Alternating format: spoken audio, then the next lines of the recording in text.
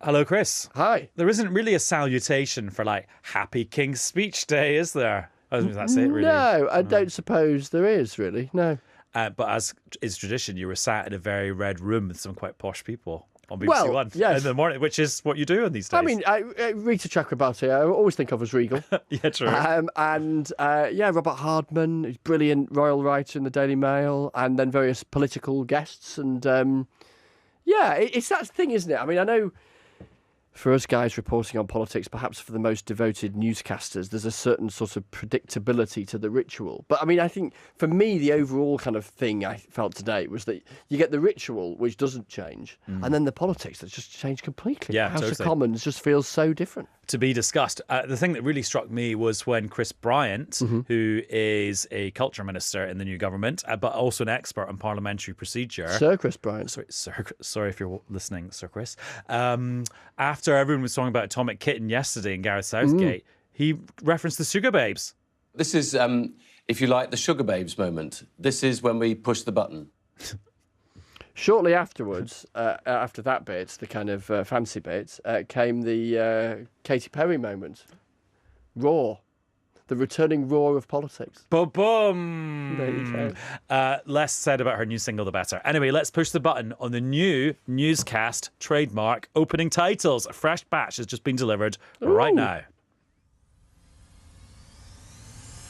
Newscast from the BBC. The exit poll is predicting a Labour landslide. We did it! And before you know it, you have a bright future behind you. I really don't know what he said at the end of that sentence. Joe, you did such a great job. You answered every question. Take me down to Downing Street. Let's go have a tour. Blimey. The state opening of Newscast. Hello, it's Adam in the Newscast studio. And it's Chris in the Newscast studio. And that is, I mean, there's some stuff in there from just today, isn't there? Yeah, That I mean, is our really elves limited. are super That is quick. impressive. I was wondering how long that little short one was going to last before we went back to our tradition of, little Random clips. bits of history. Exactly. I like it. We just had the state opening of Parliament, which is what happens at the beginning of every new session of Parliament. It's got particular significance, of course, when it's a new government, because it's their big shop window of policies. And the thing about the speech is the King reads it out, but he doesn't write it. It's the government saying, here are the first, in this case, 35 pieces of legislation we're going to introduce for Parliament. Or 39, I think, wasn't it? No, because there's some draft bills. There's some draft ones. well. It's between sort of 35 and 40. yeah. It's pretty hefty in number. 1,431 words the King uttered on the government's behalf, making it the longest state opening of Parliament speech in 20 years, and I think the 7th longest since the Second World War. And you have done a BBC One programme on this, haven't you? I have. And the thing I was struck by, just in terms of the performance of the monarch, the nature of constitutional monarchy is they're apolitical, and yet in this particular moment they are thrust into a very political role because they are reading out their government's very political wish list of planned new laws. And so the knack, and the Queen used to do this, the late Queen, and the King now does it, where you do it in an intentionally, utterly flat delivery, because you can't. I mean, imagine you got an itch in one of your eyebrows and then you raised it to try and deal with the itch. That would look like you were Well, do you remember passing some everyone said the judgment. Queen's hat one year was a political statement about the EU? Oh, yes. Yeah. No, but it's funny you say that because quite often you have the monarch having to say political slogans like get Brexit done or we will level up the country. And so there was less sort of sloganeering today in the speech, but definitely the King having to say some Labour campaign talking points. Have a listen to this. My Lords and members of the House of Commons, my government will govern in service to the country. My government's legislative programme will be mission-led and based upon the principles of security, fairness and opportunity for all. Stability will be the cornerstone of my government's economic policy, and every decision will be consistent with its fiscal rules. Quite a lot of that. I don't think it'd be wildly uncharitable to say a sort of rhetorical guff, really. I mean, as in the vast majority of governments in the last 100 years could have had that at the top of the King or Queen's speech, save perhaps for that last bit, which was a pointed jab at the previous government, that idea around fiscal rules. And in fact, one of the bills is legally mandating the Office for Budget Responsibility, the kind of independent watchdog of the numbers, to look at the government's numbers when it is proposing what they describe as significant tax changes. That is clearly a jibe at Liz Truss and the mini budget and the whole thing that wasn't put through the OBR. But yeah, I mean, you get. It's quite a moment, isn't it, hearing the monarch reading out that kind of stuff. It always is. Right. There's loads of things we could choose from to talk about. What would you like to talk about first? What should we talk about? Railways? Yeah. Oh, yeah. So railways. So this is enacting, and this is the thing. A lot of this stuff was enacting what was in the Labour manifesto, which is why it's not surprising. There's no gotchas. There's no rabbits out of the hat. It's stuff that we knew was coming. And Labour are pointedly trying to say we are not doing surprises, as in, this is what we campaigned on, this is what we got elected on, and this is what we'll now try and do. And also, it would be a surprise if there was a surprise in the King's speech. It's not really the venue for doing that sort of stunt. But yeah, some people call it rail nationalisation, and I suppose ultimately it will be, but it's sort of not quite as wham bam as that. It's this idea that as the existing rail franchises, which are in the hands of commercial operators, as they expire, they will automatically be brought back into government so that you have a publicly run railway basically at the end of all the franchises. Yeah, and it's probably the single biggest and most easily understandable kind of thing that a government of the left would be keen on, that a government of the right would be likely to be less keen on. Now, both sides would make an argument that it's less about ideology and more about what works, etc., etc., etc. But it's a very kind of Labour-ish idea. Not a surprise, they've talked about it for years, and they say that it's popular, including among a lot of people who have recently voted Conservative. But yeah, it's a marker of how things have changed. Also, I mean, there were publicly run railway franchises under the Conservative government. Indeed. Quite a few of them, in fact. Yeah. But also, it's another example of, and you hear Labour politicians talking about this revolution there's going to be in the railways as a result of this idea, and also introducing Great British Railways.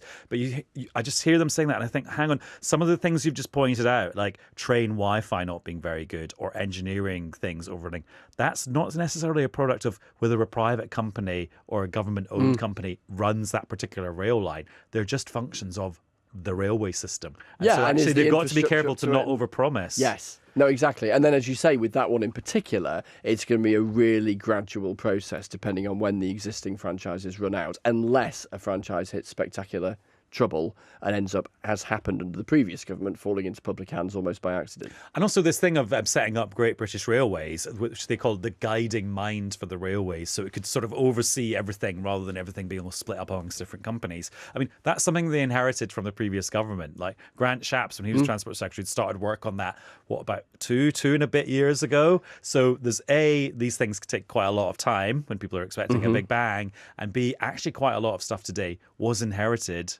from the last government. And I think you could see this in 97, you could see it in 2010, and you can see it now. When a party has had a long stint in government, part of the process of the opposition becoming electable again, even if they don't quite admit this in as many words, is accepting quite a lot of what they spent many years opposing in the intervening period, because they have to appear reassuring to people who've spent years voting for the other lot.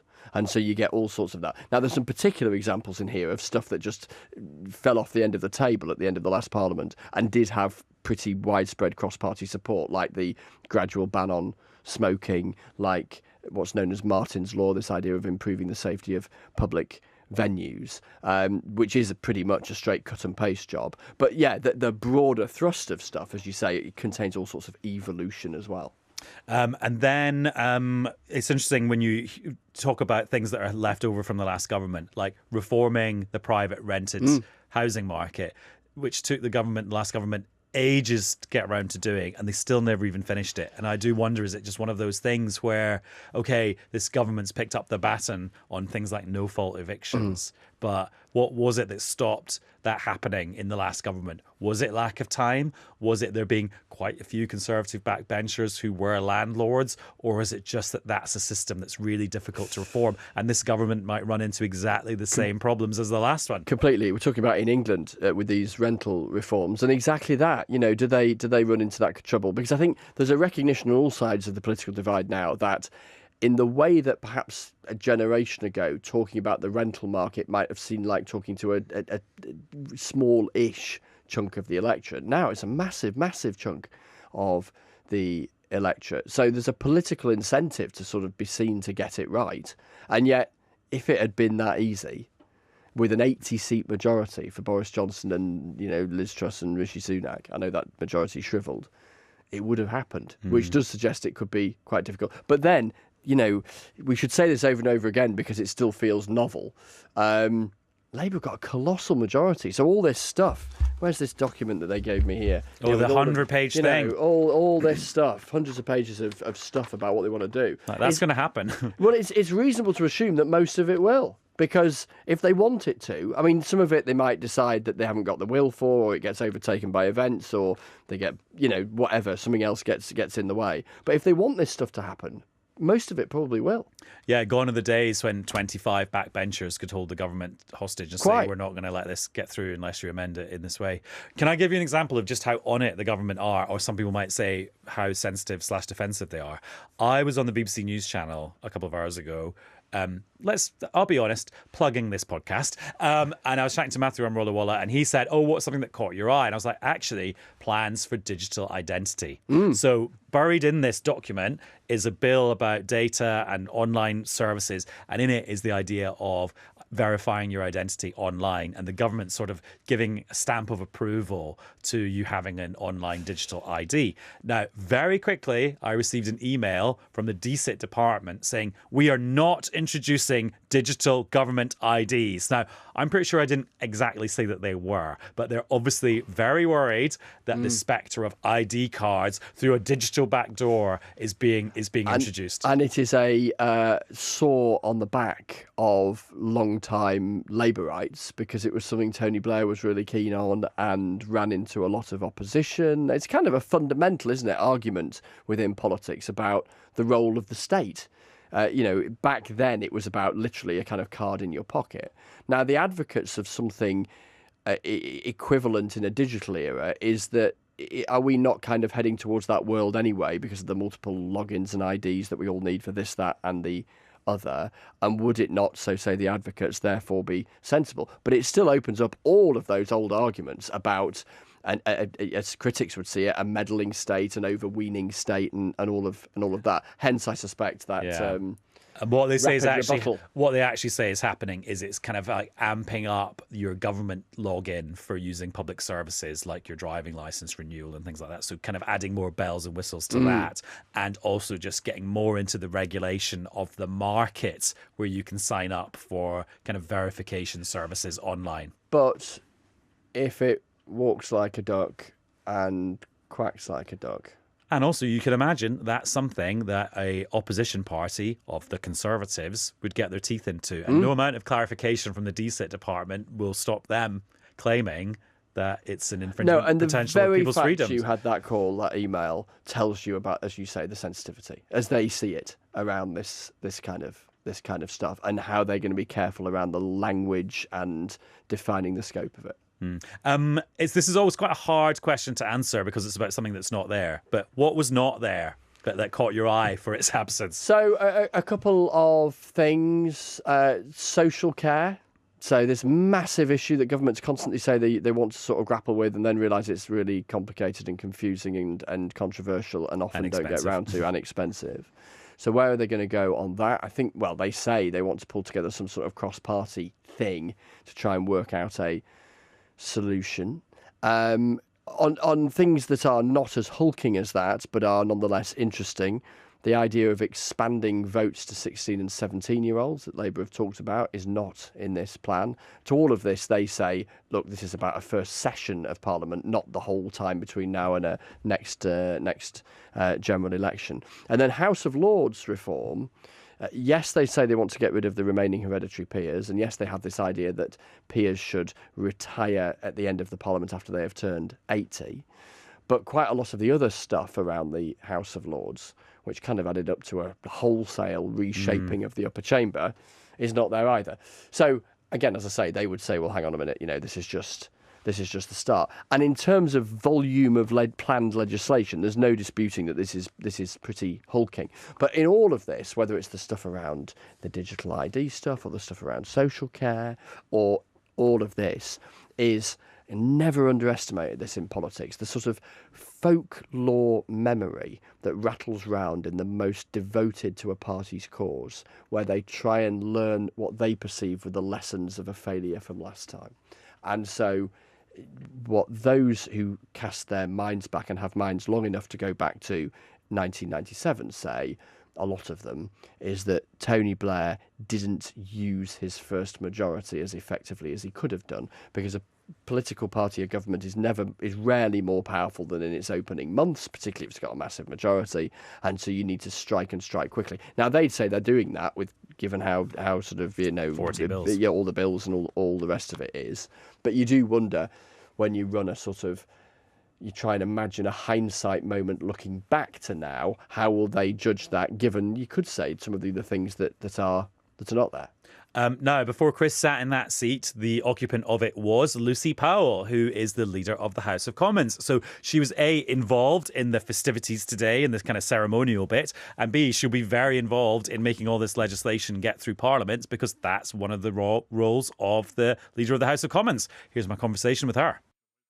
Do I call you Madam Leader of the Madam Leader? No, you call me Lucy. Okay, yeah. good. Just. I mean, it's a day for like process and like titles and things. What was your actual job today? Because like Leader of the House of Commons, you've got like a role kind of like in the Constitution of the country.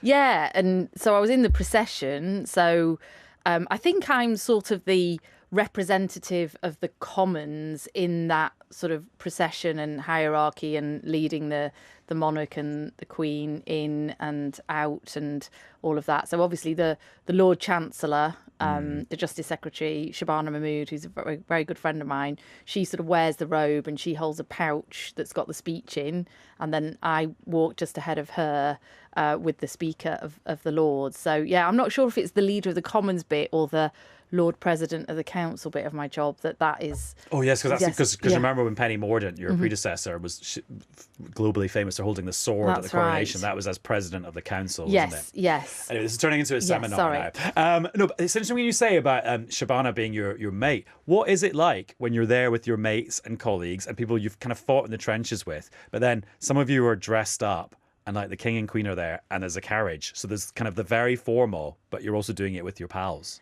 Yeah, I mean, I put a lot of work into getting us ready for the King's speech, what that legislative programme looks like, getting those bills ready, agreeing it all, and kind of the whole programme, writing the speech, I've been sort of heavily invested in it.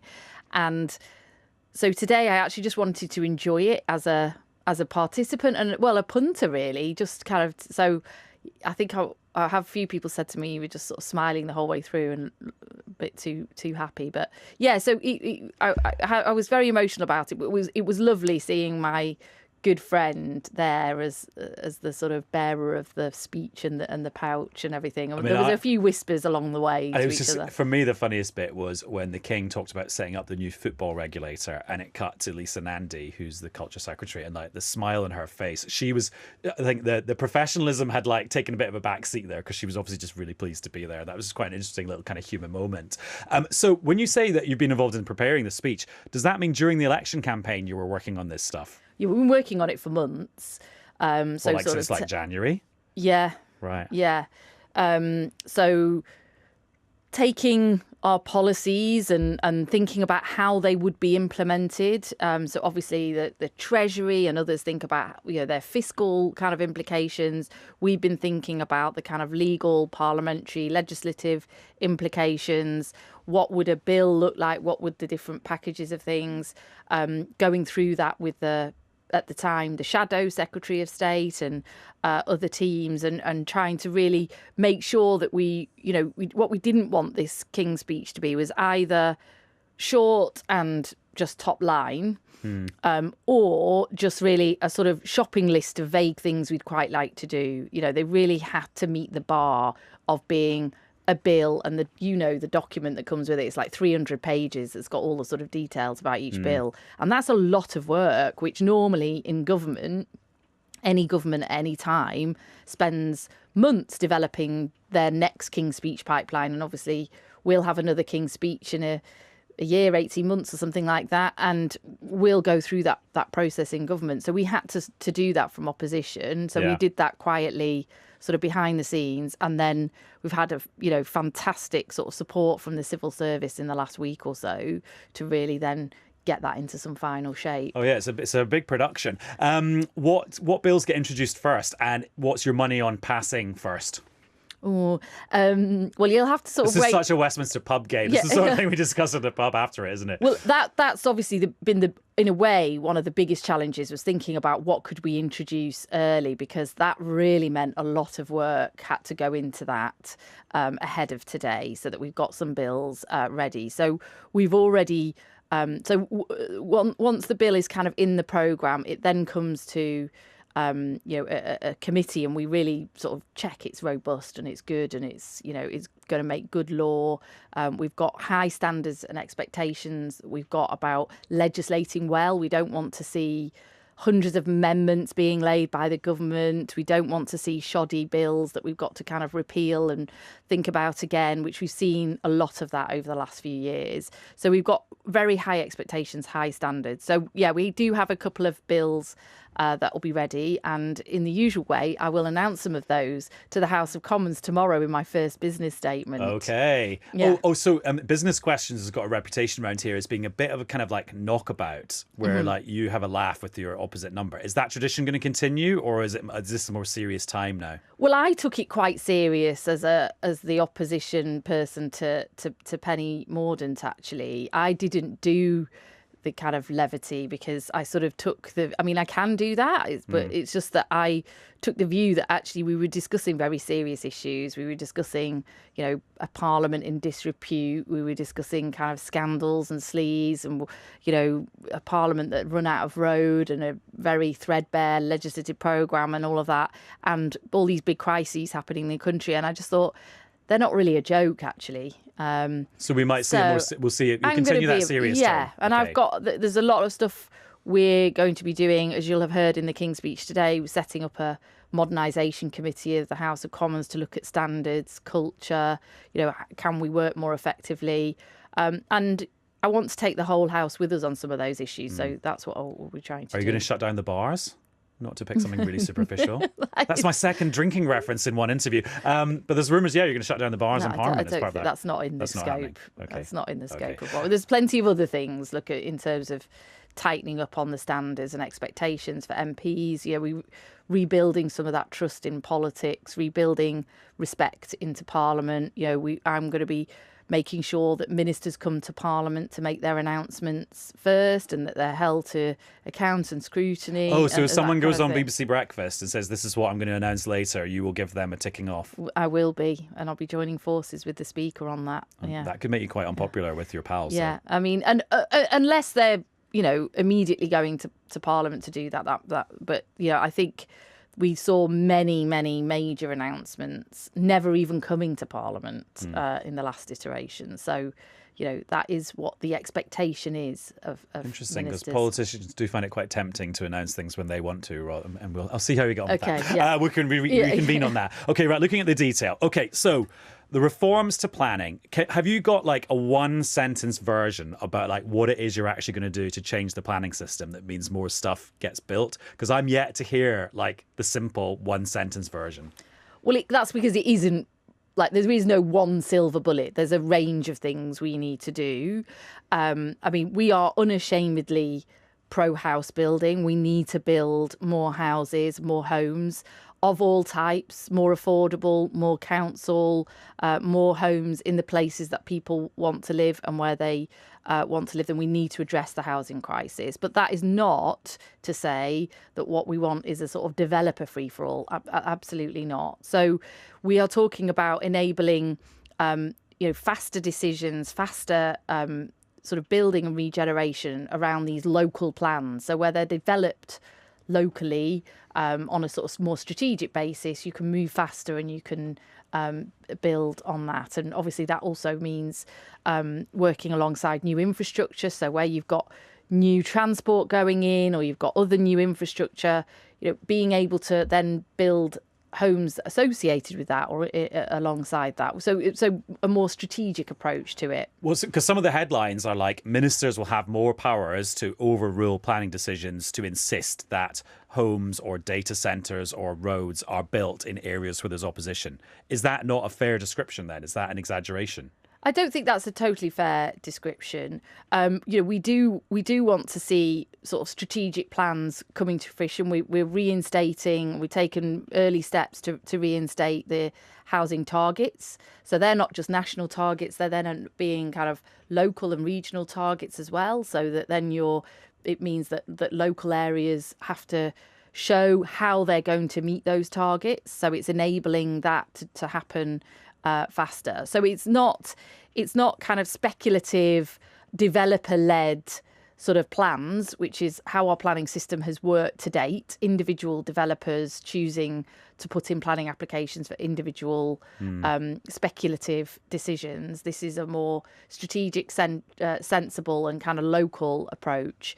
And then we're going to be reforming this compulsory purchase order element around land value, which will enable local councils and local areas to really take on town centre regeneration and things like that in a more holistic way than they currently are able to afford. And does that include things like not allowing landowners to inflate the value of their property, so it's hard for a local authority to buy it off them? Absolutely. Right, which is what we're now seeing is like international investors buying former shops and former places in town centres where a lot of the shops are closed and things like that, because if a council wants to buy it off them, it has to pay not just the value that it's worth today, it has to pay the value that it'll be worth once it's been developed and once that whole area is much nicer, which the council is also doing the investment in. So this sort of hope value thing. So we think this will free up a huge amount of opportunity for town centre regeneration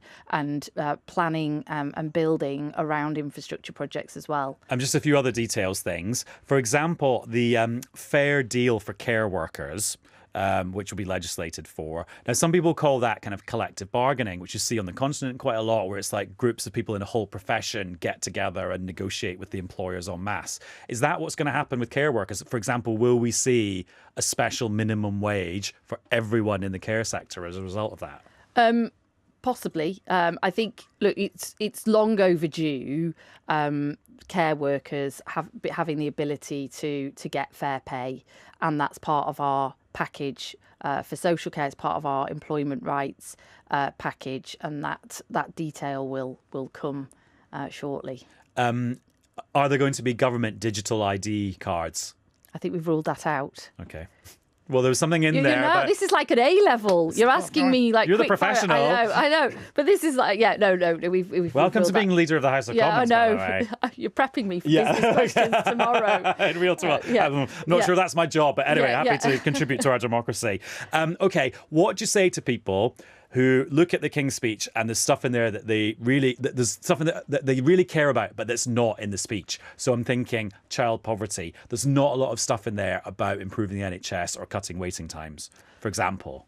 Well, look, I mean, I think by any comparable measure, this is an incredibly ambitious King's Speech programme for a new incoming government that sort of not had that lead in time to do it, in terms of not just the scope and the number of bills, but, some of these are big issues that we're taking on, from workers' rights to planning to growth to setting up GB Energy and unlocking all of that, the National Wealth Fund, House of Lords reform, the list goes on. I mean, there's a huge amount of things in this King's speech, and then fulfilling some of those promises that other people have failed to do to the victims of Hillsborough, Martin's Law, and I'm really proud of some of those things that are in this King's speech. So what I would say is, firstly, this is a programme for our first session. It's not for the whole Parliament, it's just for the first session, and you know what the difference that means. So that's a year, 18 months, possibly longer sort of session.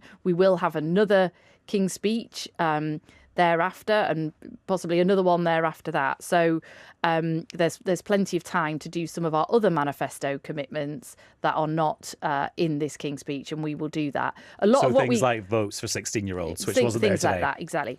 And there's lots we can do that doesn't require legislation. I mean, healthcare, I think, is a prime example.